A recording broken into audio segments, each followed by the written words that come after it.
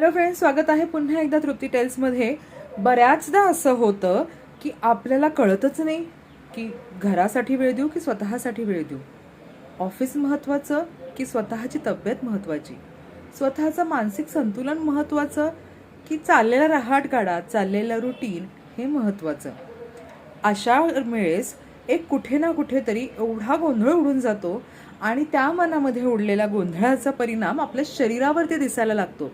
तुम्ही अचानक आजारी पडायला लागता. तुम्हाला आजारी पडल्यानंतर नेहमीपेक्षा जास्त थकवा जाणवावा लागतो.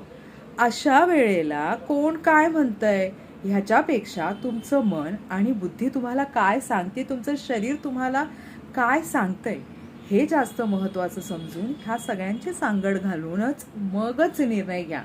कारण ऐकावे जनाचे परंतु करावे अर्थात मनाचे. Thank you so much for watching.